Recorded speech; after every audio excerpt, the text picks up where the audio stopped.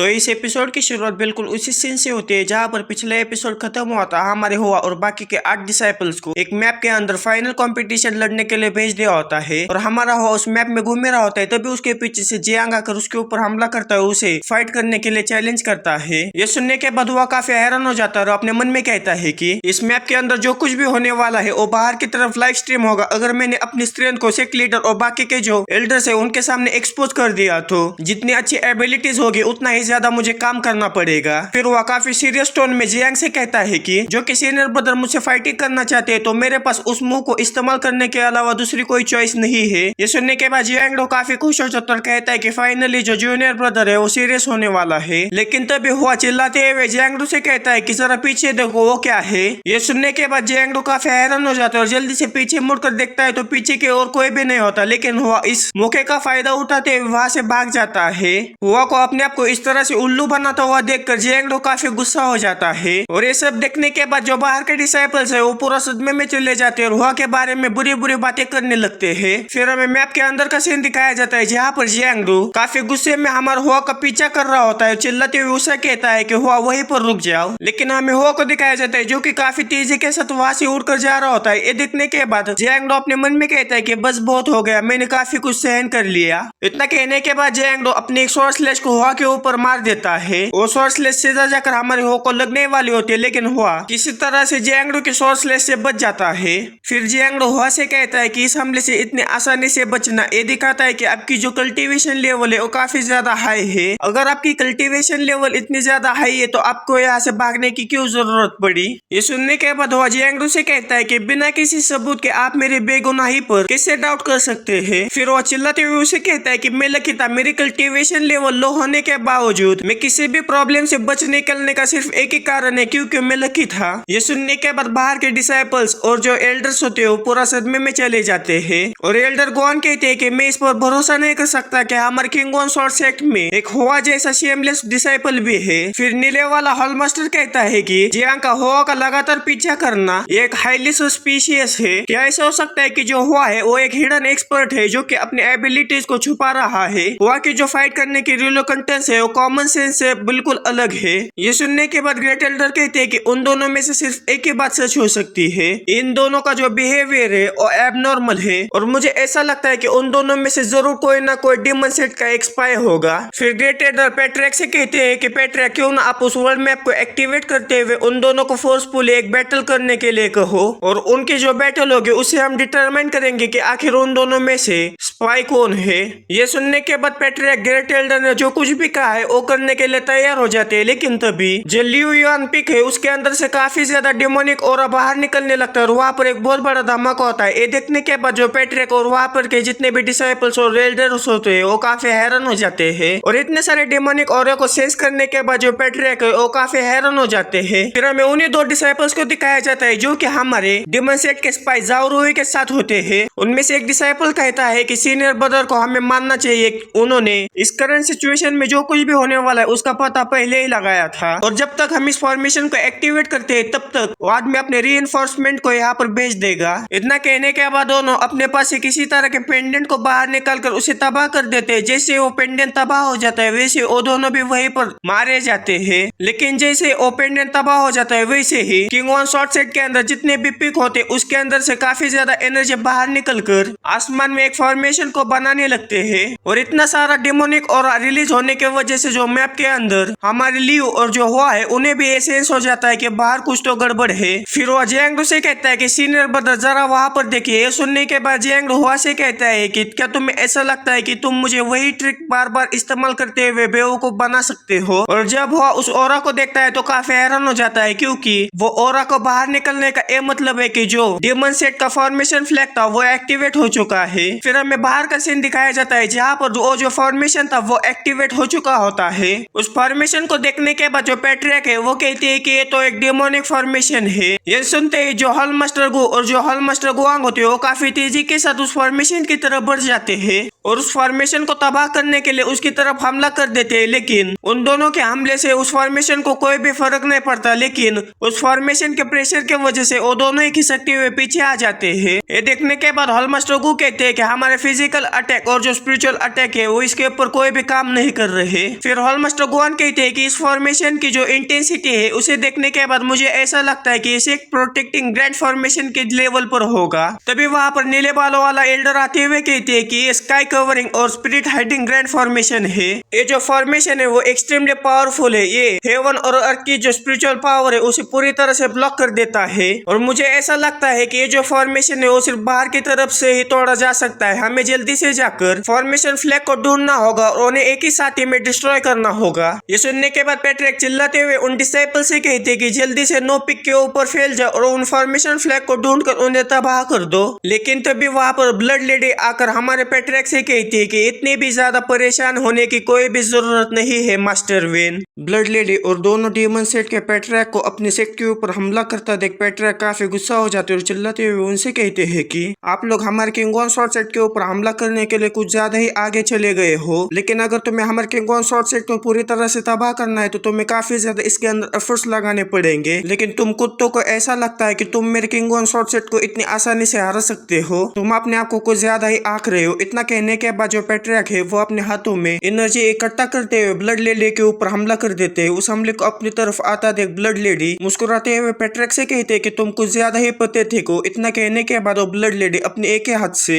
उस हमले के डायरेक्शन को चेंज कर देती है। उस हमले को रिफ्लेक्ट करने के बाद वो ब्लड लेडी हमारे पैट्रिक के ऊपर हमला कर देती है। वो हमला इतना पावरफुल होता है कि हमारे पैट्रिक खिसकते हुए पीछे चले आ जाते हैं और उनके मुंह से खून भी बाहर निकलने लगता है। ब्लड लेडी की इतनी ज्यादा पावर देखने के बाद जो पैट्रिक है वो काफी हैरान हो जाते और कहते हैं कि ये तो डीमन गॉड की पावर है। फिर हमें डीमन गॉड के पावर के बारे में बताया जाता है। बहुत सारी अंधेरे और बहुत सारे पाप की जो पावर है वो डीमन रिलम की है। और कई साल पहले डीमन गॉड ने इसी तरह का हमला हमारे किंगॉन शॉर्ट सेट के ऊपर किया था। लेकिन उस समय जो डीमन गॉड है वो हार गया था और उस एरा की उतल पुतल कम होने के बाद जो डीमन गॉड थी उसकी जो पावर है वो बिना किसी निशानी के गायब हो गई। ये सुनने के बाद नीला बोला वाला हॉलमास्टर कहता है कि क्या डीमन गॉड की पावर, लेकिन वो तो कब की यहाँ से चली जा चुकी है। आखिर वो लेडी ऑफ ब्लड के पास कैसे आ सकती है। तभी लेडी ऑफ ब्लड ये ऑर्डर दे देती है कि जो मैप है उसे सीज कर दो। ये सुनते ही वहां पर के सारे लोग हमारे पैट्रिक की तरफ बढ़ने लगते हैं। ये देखने के बाद वहां पर के डिसाइपल्स और हॉलमास्टर्स कहते हैं कि जल्दी से पैट्रिक को प्रोटेक्ट करो। लेकिन उन लोगों की पावर के सामने कोई भी हॉलमास्टर और ना ही कोई डिसाइपल टिकता है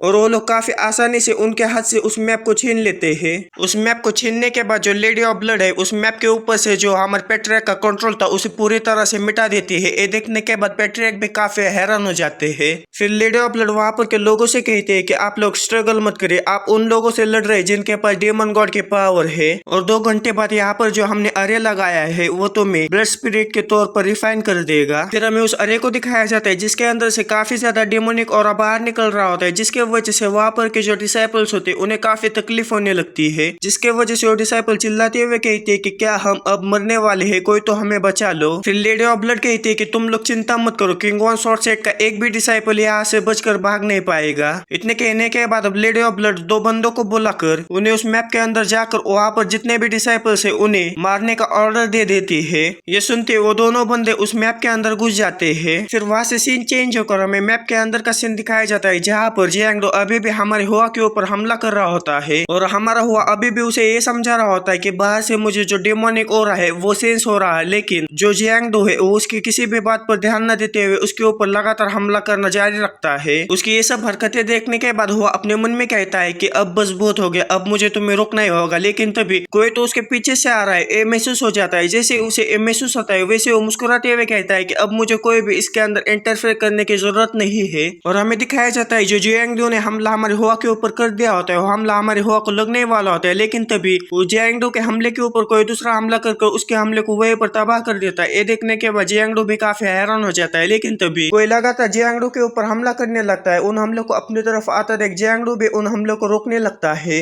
उन हमलों को रोकते हुए जियांगडो कहता है कि आखिर कौन है, सामने आ जाओ। ये सुनते ही वहां पर वाइन स्पिरिट हॉल का प्रेसिडेंट आ जाता है। वो प्रेसिडेंट वहां पर आ जाने के बाद हमारे जियांगडो हुआ से कहता है कि तुमने अभी अभी इस हलचल को महसूस तो किया होगा। मैं जिस कल्टीवेशन को करता हूँ वो कल्टीवेशन मुझे स्पिरिचुअल एनर्जी में छोटे से भी बदलाव को महसूस करवा देती है। और मैंने अभी अभी ये महसूस किया है कि पर्पल केओस श्रीलम के 9 स्टेज वाले कुछ लोग पीच ब्लॉसम पैराडाइज में घुस चुके हैं। ये सुनने के बाद हुआ कहता है कि उन लोगों ने हमारे सेट के ऊपर हमला कर भी दिया है और इस मैप के अंदर आने का रास्ता भी ढूंढ लिया है। ये सुनने के बाद जैंगडो कहता है कि आखिर ये कैसे हो सकता है कि आखिर कौन हमारे किंग ऑन शॉर्ट सेट के ऊपर हमला करने की कोशिश कर सकता है, और ये जानते हुए कि हमारे जो पैट्रियार्क है वो ट्रांसेंडेंट रिलम के 6 स्टेज पर है। ये सुनने के बाद वो प्रेसिडेंट कहता है कि ये जो टेलीपोर्टेशन जेड है इसके ऊपर से जो हमारे पैट्रियार्क का ऑरा है वो पूरी तरह से डिसअपियर हो चुका है। इस जेड के ऊपर से हमारे पैट्रियार्क का ऑरा पूरी तरह से डिसअपियर हो गया है। इसका ये मतलब है कि हमारा जो कनेक्शन है हमारे पैट्रियार्क के साथ वो पूरी तरह से टूट चुका है। अगर तुम्हें मेरे ऊपर भरोसा नहीं है तो तुम खुद इसे चेक कर सकते हो। फिर हमें उस टेलीपोर्टेशन जेड के बारे में बताया जाता है। अगर कोई भी उस टेलीपोर्टेशन जेड को तोड़ देता है तो वो अपने आप ही उस मैप के अंदर से बाहर चला जाता है। अगर कोई उस मैप के अंदर से बाहर चला गया तो आसानी से इस कंपटीशन को हार जाएगा। ये सुनने के बाद जो जैंगडो है वो हमारे प्रेसिडेंट से कहता है कि अच्छा तो ये बात है, तुम लोग मुझे फिर से बेवकूफ बनाने की कोशिश कर रहे हो और मेरे हाथों से मेरा ही टेलीपोर्टेशन जेड तोड़कर मुझे इस कंपटीशन से बाहर निकालना चाहते हो। ये सुनने के बाद वो ओबासिया लेते हुए कहता है कि आखिर तुम किस बारे में बात कर रहे हो, ये तो एक मामूली बात है, आओ मैं इसे ट्राई करता हूँ। इतना कहने के बाद वो अपना टेलीपोर्टेशन जेड बाहर निकालकर उसे तोड़ देता है। ये देखने के बाद वो दोनों काफी हैरान हो जाते हैं, लेकिन हमारा हुआ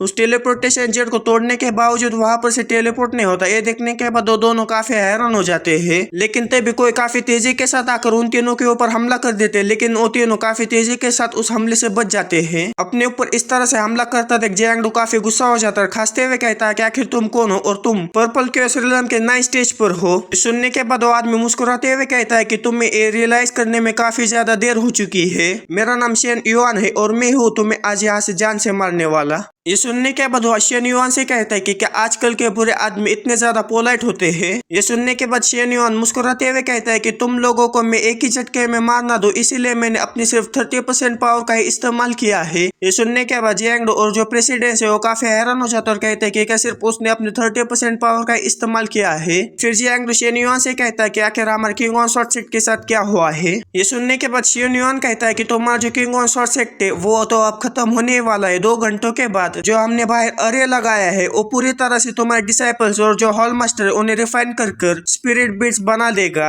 और उन्हें इस पूरी दुनिया से मिटा देगा। ये सुनने के बाद जैंगडो और जो प्रेसिडेंट है वो काफी डर जाते हैं। ये सुनने के बाद वो अपने मन में कहता है कि ये सब मैंने इंटरसेट कंपटीशन में पार्टिसिपेट करने के लिए किया, लेकिन अभी जो मेरा घर है वो चोरी हो चुका है। फिर शेन युआन कहता है कि तुम्हारा सेट तबाह होने से पहले तुम अपनी पूरी पावर के साथ मेरे ऊपर हमला करो और मुझे थोड़ा सा एंटरटेन करने की कोशिश करो। ये सुनने के बाद जैंगडो और जो प्रेसिडेंट है वो अपनी तलवार निकालकर शेन युआन के ऊपर हमला कर देते हैं। उन दोनों को शेन युआन के ऊपर हमला करता देख हुआ भी अपना तालिस्मान निकालकर उसके ऊपर हमला कर देता है। ये देखने के बाद जैंगडो और जो प्रेसिडेंट है वो पूरा सदमे में चले जाते हैं और हुआ से कहते हैं कि जूनियर ब्रदर हुआ, हम दोनों उसके साथ लड़े और जो क्रेडिट है वो हम तुम्हारे साथ भी बांटे, ऐसा क्यों। उन दोनों का हमला अपनी तरफ आता देख जो शेन युआन है वो काफी खुश हो जाता है और जल्दी से अपने हाथों में एनर्जी इकट्ठा करते हुए उन दोनों के ऊपर अपना हमला कर देता है। और शेन युआन के हमले की वजह से उन दोनों की जो शॉर्ट स्ट्राइक उसकी तरफ बढ़ रही होती है वो वहीं पर तबाह हो जाती है, लेकिन उस शॉर्ट स्ट्राइक को तबाह करने के बाद उस शॉर्ट स्ट्राइक के पीछे से हमारे जो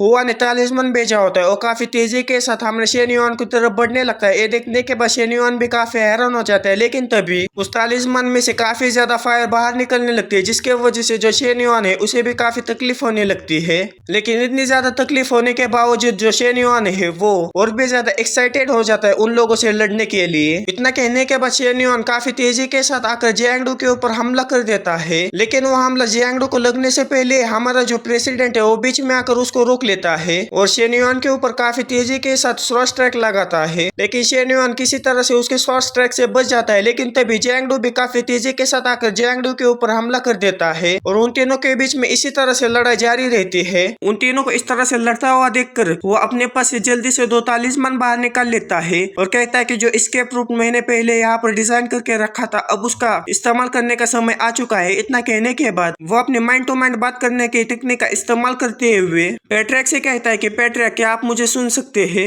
हुआ क्या आवाज सुनने के बाद जो पैट्रिक है वो काफी हैरान हो जाते और कहते हैं कि जो मैप था उसके और मेरे बीच में जो कनेक्शन था वो पूरी तरह से खत्म हो चुका था, लेकिन तुम मुझसे इस तरह से कैसे बात कर पा रहे हो। ये सुनने के बाद वो पैट्रिक से कहता है कि मैंने एक टेक्निक का इस्तेमाल किया है जिसके जरिए मैं आपसे बात कर पा रहा हूँ और मुझे बताइए कि हमारा सेक्ट अभी क्या क्या कर रहा है। ये सुनने के बाद पैट्रिक कहते हैं कि जो डेमन सेट के लोग हैं उन्होंने यहाँ पर एक स्पिरिट हाइडिंग फॉर्मेशन को लगा रखा है। यहाँ पर के सारे लोग काफी बुरी तरह से इंजर्ड हो चुके हैं और हम सिर्फ 2 घंटे के लिए इसे होल्ड कर सकते हैं। और साथ ही में जो डेमन सेट थे उन्होंने 2 पावरफुल इंडिविजुअल को तुम्हारे ऊपर हमला कर तुम्हें जान से मारने के लिए वहां पर भेजा है। थोड़ा सा केयरफुल रहो। ये सुनने के बाद होन से कहता है कि ये कोई बड़ी बात नहीं है और मैंने आपसे दूसरे मैटर के लिए कांटेक्ट किया है। ये फाइनल कंपटीशन चालू होने से पहले मैंने जो फॉर्मेशन का फ्लैग था उसे ढूंढ लिया था जिससे कि ज़ाओरुई ने 9 पिक्स में से एक पिक के ऊपर रखा था। मैं उस फॉर्मेशन फ्लैग को तबाह नहीं कर सकता था, इसीलिए मैंने वहां पर अपनी स्वॉर्ड ऑरा को छोड़ा है। और जैसे मैं उस स्वॉर्ड ऑरा को एक्टिवेट कर लूंगा वैसे ही जो फॉर्मेशन है वो थोड़ी देर के लिए डैमेज हो जाएगा और आप उसी मोमेंट का इस्तेमाल करते हुए आप दूसरे सेट के पास अपनी मदद करने के लिए मैसेज भेज दीजिएगा। तो मैं आपको एक बात बताना चाहता हूँ, जो फॉर्मेशन फ्लैग होते हैं उनका अलग अलग काम होता है, जिसके वजह से अगर हम एक फ्लैग को तबाह कर देंगे तो सिर्फ फॉर्मेशन में थोड़ी देर के लिए क्रैक आ जाएगा, लेकिन जो बाकी के फॉर्मेशन फ्लैग है वो अपना काम चालू रखेंगे। इसीलिए जो फॉर्मेशन फ्लैग है उन्हें एक साथ ही तबाह करने के बाद जो फॉर्मेशन है वो पूरी तरह से तबाह हो जाएगा। और वो क्रैक हो जाने के बाद आपको भी उस डेमन सेट के लोगों से बचने की कोशिश करनी होगी। ये सुनने के बाद पैट्रिक उससे कहते हैं कि जब हम इस फॉर्मेशन से पूरी तरह से फ्री हो जाएंगे तब हम मरने तक उन डेमन कल्टीवेटर के साथ फाइट करते रहेंगे। और वह यहाँ पर के जो 2 डेमन कल्टीवेटर्स है वो एक्सट्रीमली पावरफुल है और उन्हें बूट करने के लिए जो ट्रेटर ज़ाओरुई है वो मदद करता है। अगर सिचुएशन और भी ज्यादा बुरी हो जाती है तो तुम्हें जो प्लीज ब्लॉसम स्प्रिंग है उसके डीपेस्ट एरिया में भागना होगा। मैंने वहाँ पर तुम्हारी मदद करने के लिए एक हाथ को छोड़ा है और तुम अपनी केयर जरूर करना। ये सुनने के बाद वो उनसे कहता है कि आप चिंता बिल्कुल भी मत करिए और अब मैं अपनी स्वॉर्ड ऑरा को रिलीज करने के लिए बिल्कुल तैयार हूँ।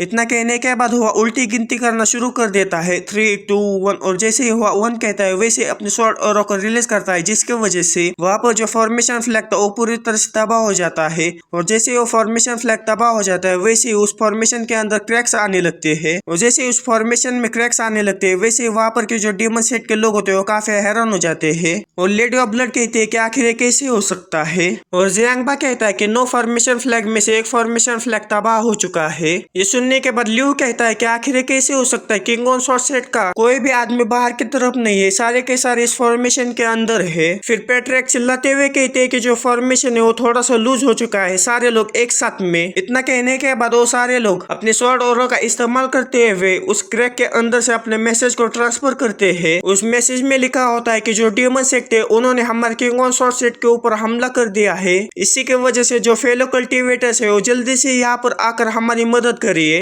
वीडियो में आगे बढ़ने से पहले मैं आपको एक बात बताना चाहता हूँ, मेरे ऊपर काफी ज्यादा वर्कलोड है जिसके वजह से मैंने जो नई सीरीज चालू की है उसका चैप्टर 3 काफी देर से आएगा, उसके लिए मुझे माफ कर देना। और बस इसी के साथ ये वीडियो यहीं पर खत्म हो जाता है। वीडियो कैसा लगा मुझे कमेंट में जरूर बताना। मिलते अगले किसी वीडियो में। Okay bye.